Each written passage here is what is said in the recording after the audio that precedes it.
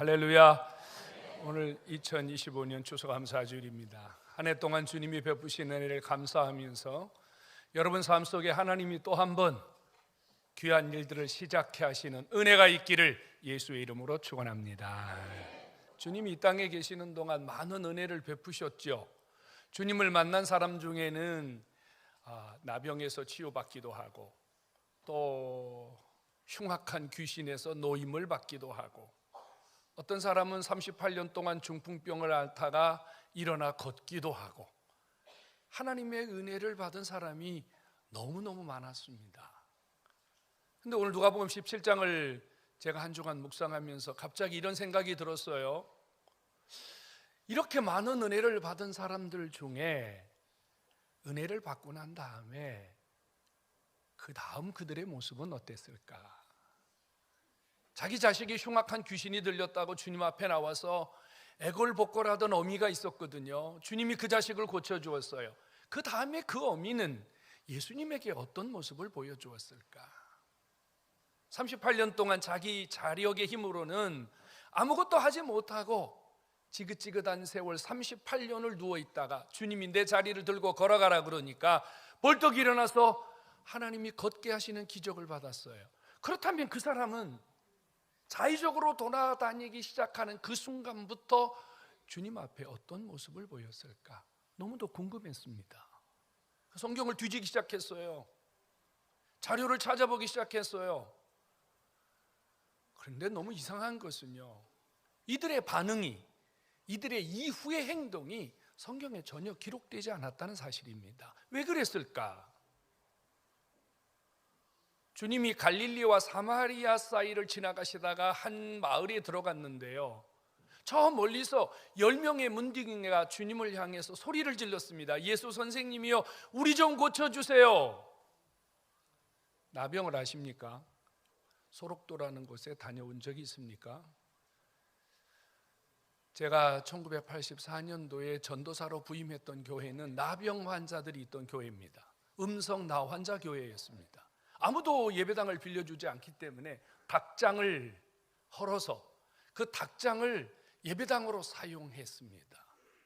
교회 안에는 이 나병을 치유받은 사람들, 이런 분들이 상당히 많았습니다. 손가락 마디가 없는 분, 발가락 마디가 없는 분, 코 한쪽이 없는 분, 또 얼굴 한쪽이 완전히 이그러진 분, 다리를 쩔룩거리는 분, 악수를 하려고 손을 내밀었는데 차마 잡을 수가 없는, 악수를 했는데 그 느낌이 너무 이상한데 표현할 수 없을 만큼, 이런 분들 우리 교회 안에 참 많았습니다. 근데 이분들은요, 가슴에 상처를 안고 살아요.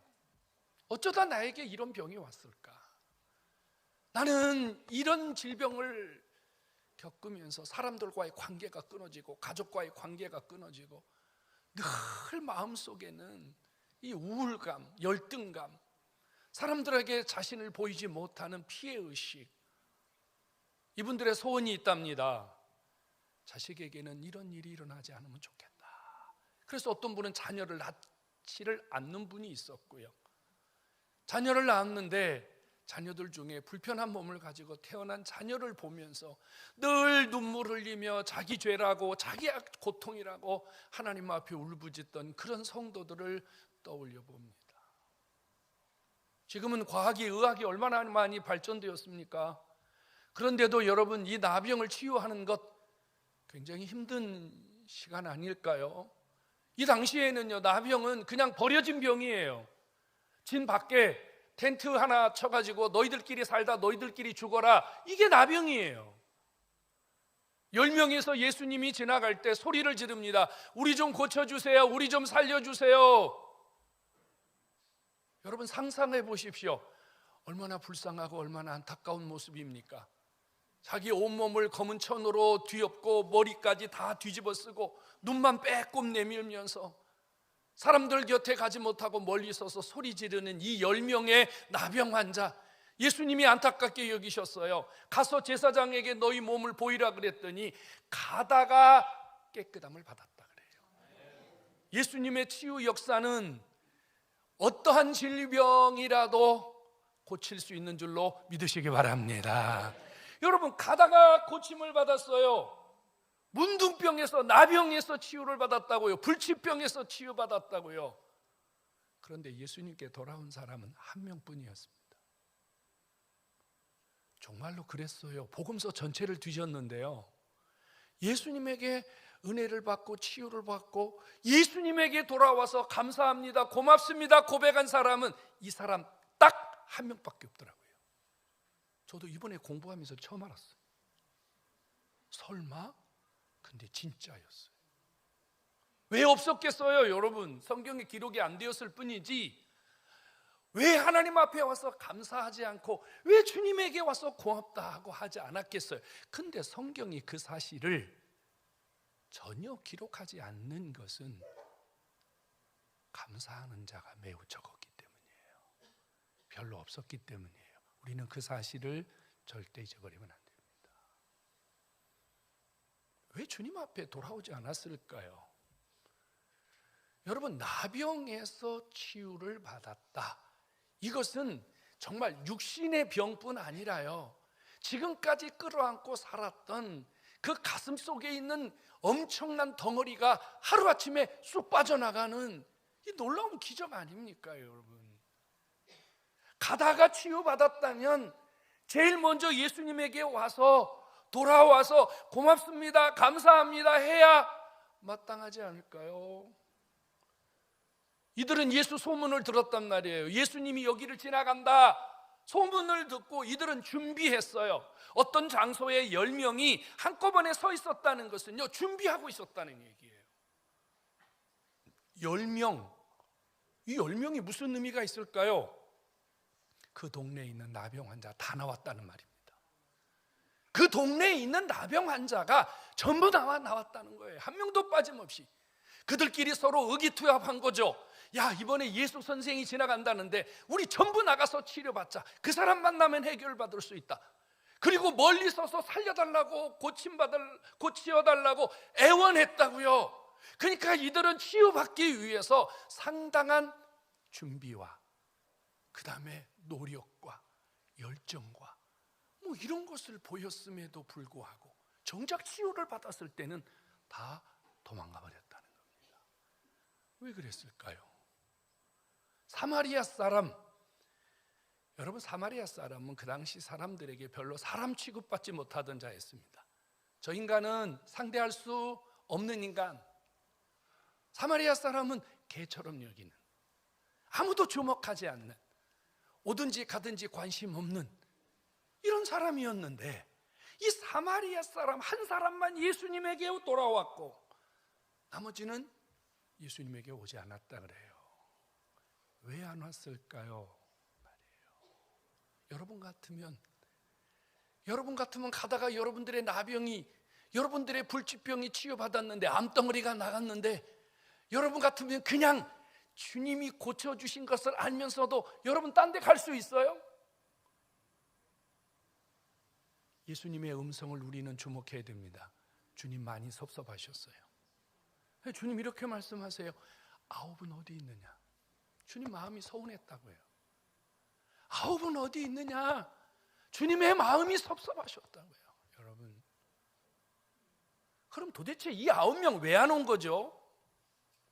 18절을 우리가 주목할 필요가 있어요. 18절에 이렇게 말해요. 예수님이 이 이방인 외에는 이렇게 표현하고 있어요.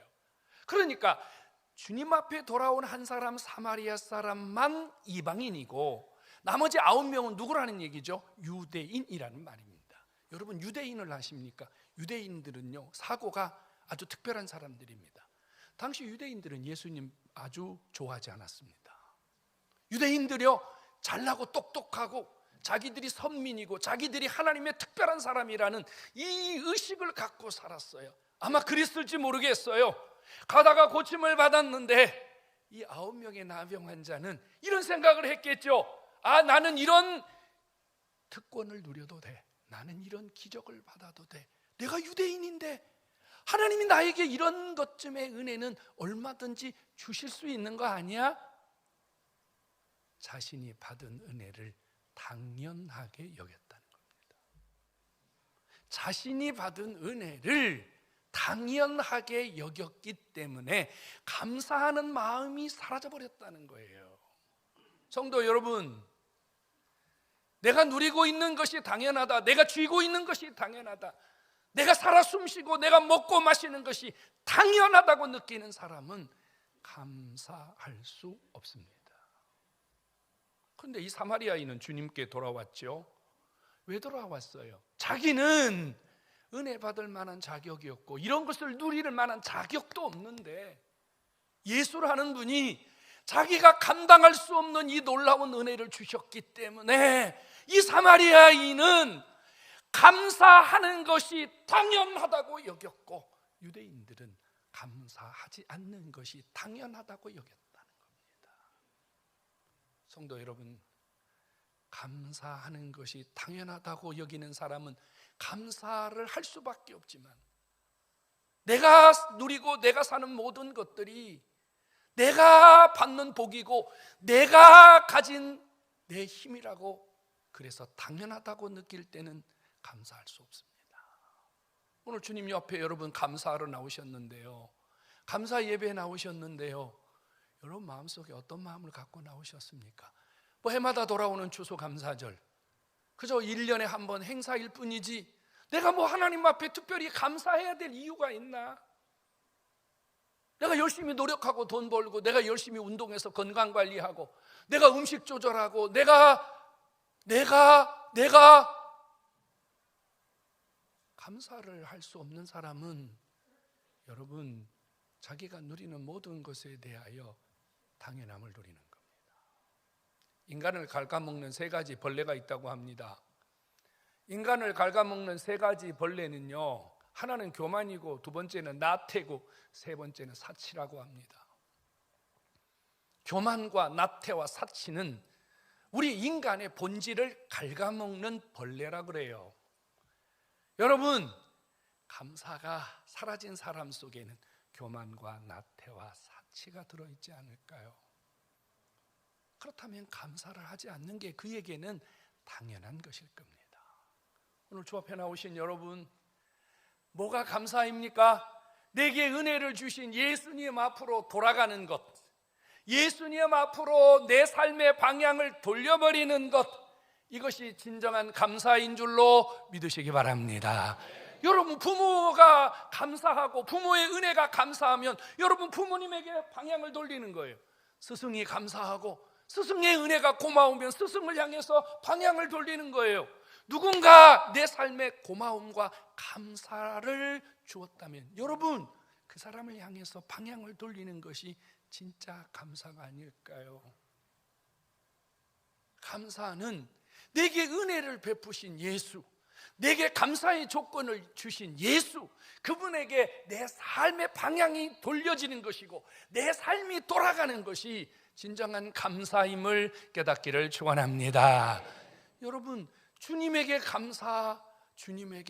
감사의 은혜를 받았는데 내가 다른 곳에 가서 감사한다면, 하나님이 내게 주신 은혜를 누리면서 그 은혜의 값은 다른 데 가서 여러분들이 소비해 버린다면 여러분 이것이 신앙일까요?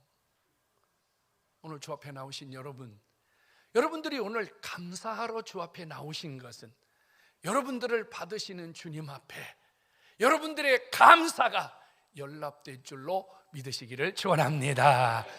여러분, 감사의 방법은 많아요. 성경을 보니까요, 주님에게 감사의 방법을 표현한 사람이 여러 명이 있더라고요. 오늘 이 사마리아 사람은 예수님에게 직접 와서 감사했어요. 예수님을 직접 찾아와서 주님의 발 앞에 엎드려서 감사했어요. 너무너무 감사하기 때문에 하나님, 내 몸으로 내 행동으로 주님 앞에 감사를 표현했다, 그 말입니다. 우리 가끔 살면서 그런 적 있지 않나요? 누군가 내게 고마워해야 되는데, 누군가 내게 감사해야 되는데 그 감사가 나에게 찾아오지 않을 때, 나에게 돌아오지 않을 때 여러분 섭섭한 감정 있지 않나요? 여러분, 말씀드린 대로 복음서 전체에 유일하게 이 한 명이 주님의 발 앞에 돌아와 감사했습니다. 바로 여러분처럼 말입니다. 오늘 추수감사주일 여러분들의 몸이 여기 와서 감사하는 것은 바로 이 사마리아 사람처럼 하나님 앞에, 예수님 앞에 감사를 돌려드리는 신앙 행위이기에 하나님이 여러분 한 분 한 분에게 복을 주실 줄로 믿으시기를 축원합니다.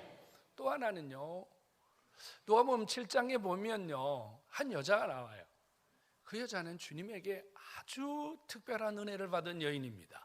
그래서 그 여인은 예수님이 자기 집에 오셨을 때 어떻게 감사했냐면요, 자기 집에 있는 향유 옥합을 깨뜨렸어요. 300데나리온 정도 된다 그래요. 300데나리온은요, 당시 이 장정이 나가서 그 밟는 품삯을 1년 동안 한 푼도 쓰지 않고 모아야 살 수 있는 금액입니다. 요즘 표현으로 하면 뭐 한 3, 4천만 원 이상의 고가의 향유를 예수님의 머리에 부어드렸습니다. 사람들은 놀랐어요. 너 왜 이렇게 엉뚱한 짓을 하느냐? 그런데 이 여인은요, 주님의 발 앞에 엎드려서 자신이 부은 향유를 가지고 예수님의 발을 씻겨드렸습니다. 왜 그랬을까요? 예수님께 받은 은혜는 300데나리온의 향유보다 더 크고 더 놀랍다고 하는 감사의 표현인 줄로 믿으시기를 축원합니다. 여러분, 이 여인의 집에 500데나리온짜리가 있었다면 그거 깨트렸을 거예요. 1000데나리온짜리가 있었다면 그거를 깨트렸을 거예요. 10,000데나리온짜리가 있었다면 그것을 깨트렸을 거예요. 감사의 가치는 물질로 표현하는 게 아닙니다. 내가 가진 모든 것을 다 드려도 아깝지 않습니다. 이게 지금 이 여인이 향유 옥합을 깨트려 드리는 감사의 내용이거든요. 여러분, 너무 고마우면 누군가에게 뭔가 주고 싶잖아요. 너무 감사하면 누군가에게 뭔가 주고 싶잖아요. 그렇지 않나요, 여러분? 응? 아유, 제 마음만 받으세요. 한 번은 돼요. 근데 두 번째도 마음만 받으세요. 세 번째도 마음만 받으세요. 그럼 돌아서면서 뭐라고 욕할까요? 여러분이 각자 하십시오. 아마 우리 상당히 기분 나쁜 표현할 겁니다. 부모라도 마찬가지입니다. 아유, 어머니 아버지 낳아주시고 길러주셔서 감사합니다. 그리고 인사 한번 꾹뻑하고 가면 여러분 한 번쯤은 부모들이 그 뭐 괜찮다고 생각합니다. 근데 그게 계속되면요, 배추꾸레기 하나도 안 사오고 양말 한 짝도 안 갖다 주면서 감사하다고 말해보세요. 여러분, 그 감사가 진짜 감사라고 느껴질까요? 그렇지 않습니다. 저는 파김치를 못 먹습니다. 파김치를 못 먹어요. 그런데 제가 전도사를 하는데 저기 망원동에서 82년도에 전도사를 하는데 한 성도가 파김치를 담아 갖고 왔어요. 내가 전도사인데 파김치를, 많이도 아니야, 요만한 통에 파김치를 담아 갖고 왔는데 파김치를 못 먹어요. 그런데 이 성도가 부자도 아니에요. 파출부하는 아주 가난한 성도예요. 그런데 이제 그 아이가 우리 교회를 나오는데, 제가 전도사니까 공부를 잘 못해, 아이가. 근데 뭐 과외를 보낼 형편도 안 되고 학원을 보낼 형편도 안 되고, 그래서 교회에서 제가 예배가 끝나고 나면 숙제를 좀 봐줬어요. 제가 대학 다니면서 과외를 많이 했거든요. 좀 학교로 수업을 좀 봐줬다고요. 그러면서 기도해주고. 근데 이분이 파김치를 담아갖고 감사를 표현하는 거예요. 이분이 할 수 있는 최고의 감사입니다. 못 먹는다고 버리면 되겠습니까? 내 누이한테 전화를 했어요. 이거 성도가 파김치를 갖고 왔는데 내가 이거 먹을 방법이 없습니다. 그랬더니 우리 누리가 그래, 저 바깥에도 베란다에 내놨다가 한 열흘 동안 내놓으면 푹 익을 거니까 그거 된장찌개 끓일 때 넣어 먹어라 이러더라고. 그래서 그렇게 먹었어요. 그렇게 맛있긴 뭐가 맛있어. 성가대에서 누가 맛있지 이러는 거예요 지금.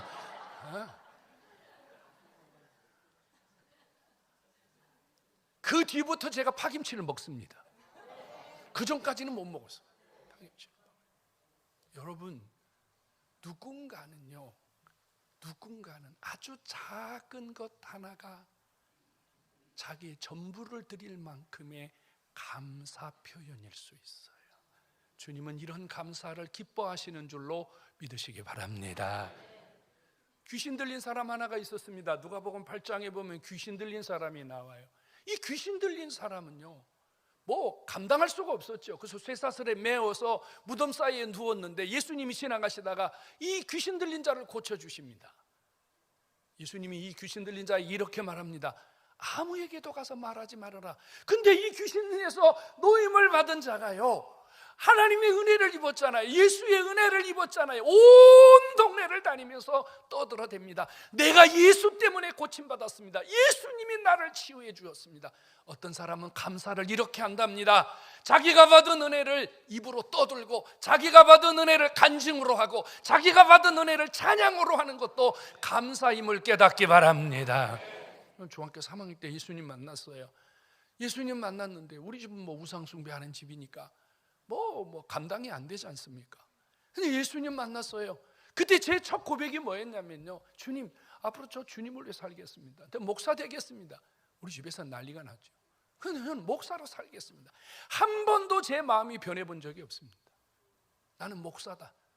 중학교 3학년 때부터 나는 목사다, 나는 목사다, 이렇게 살았어요. 성도 여러분, 누군가는 하나님의 은혜를 받고 너무 감사해서 주여, 늘 울어도 내가 하나님 앞에 드릴 것이 정말로 없지만 나 이 몸뚱이 하나밖에 없는데 나 주님을 위해서 살겠습니다.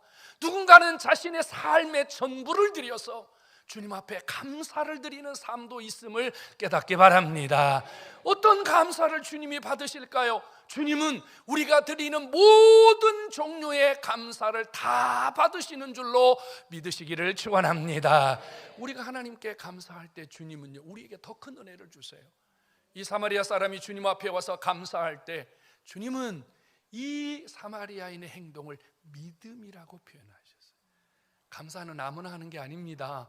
여러분, 우리가 하나님께 감사할 수 있는 것은 이미 내가 하나님을 향한 믿음이 움직인 것이고 내 믿음이 하나님 앞에 드려지는 것임을 믿으시기 바랍니다. 그리고 주님이 또 하나 이렇게 말해요. 너가 이 시간부터 구원을 받았느니라. 이렇게 말해요. 구원을 받았느니라. 나병에서 이미 치유를 받은 이 사마리아인에게 주님이요, 구원을 받았느니라. 이때 구원은 뭐예요? 영혼 구원입니다. 그들은, 그 사마리아인은 나병에서만 노임받은 것이 아니라 지옥의 권세에서도 노임받은 줄로 믿으시기를 축원합니다. 성도 여러분, 감사하는 자에게는요, 하나님이 주시는 놀라운 선물이 있어요. 감사자에게는 하나님이 준비하신 놀라운 세계가 있어요. 여러분, 감사는 하나님이 준비하신 놀라운 축복을 내게로 끌어당기는 통로가 되는 것을 믿으시기를 축원합니다. 지금 우린 참 슬픈 시대에 살고 있어요. 이 고마움, 감사를 표현하는 것이 어려운 시대에 살고 있어요. 감사가 부담스럽고, 감사를 하는 것도 부담스럽고, 감사를 받는 것도 부담스러운 세상에 살고 있지 않습니까? 그래서 국가가 정해놨어요. 3만 원 이상은 감사하지 마라, 5만 원 이상은 감사하지 마라. 법으로 정해놨어요. 법으로. 여러분, 이거 얼마나 슬픈 일이에요. 여러분, 청탁과 뇌물은 안 되지만 우리 마음에 누군가 감사하는 마음이 있다면 여러분, 그 감사하는 마음을 마음껏 표현하는 것, 감사를 마음껏 드리는 것, 이것은 우리의 삶을 기름지게 하는 놀라운 은혜 아닙니까? 여러분, 부모들이요, 자식들에게 내몰리는 세상이 되지 않았습니까? 낳아주고 길러줬는데 감사할 줄 모릅니다. 찾지 않습니다. 돌보지 않습니다. 고마움을 표현하지 않습니다. 왜 우리가 지금 이런 세상에 사는 것일까요? 여러분, 학교의 교권이 무너졌다 그래요. 선생님이 얼마나 귀한 분입니까? 선생님들의 가르침이 없이 어떻게 우리가 성장합니까? 선생님들이 설 자리가 없어요. 여러분, 제자들이, 자녀들이요, 선생님을 향하여 욕을 하고 달려들고, 이게 도대체 어떤 세상입니까? 우리가 이런 세상에서 언제 살아봤습니까? 우리 학교 다닐 때는요, 선생님에게 매맞는 것이 일상이었습니다. 선생님에게 매 만난다고 어떤 부모가 와서 학교에서 항의했습니까? 오히려 우리 엄마들은 일합디다 더 때리라고, 사람 만들어 달라고 더 때리라고 일합디다. 아무도 우리 편이 되어주지 않았습니다. 그래서 늘 선생님은 여기에 커다란 매를 하나 들고 그리고 매일 돌아다녔어요. 선생님은요, 보기만 하면 이로하고 대가리 때리고. 그래도 아무도 선생님을 대적하는 자가 없었습니다. 그게 당연한 줄 알았어요. 그래도 스승의 은혜는 고맙다 그랬어요. 졸업하면 선생님 찾아가고 평생 잊지 못할 선생님들이 가슴 속에 있었어요. 근데 요즘은 왜 이런 세상을 우리가 사는 거죠? 우리 주변에 고마운 사람들이 있잖아요. 감사를 표현할 사람들이 있잖아요. 근데 여러분, 감사할 줄 모릅니다. 감사가 부담스러워요.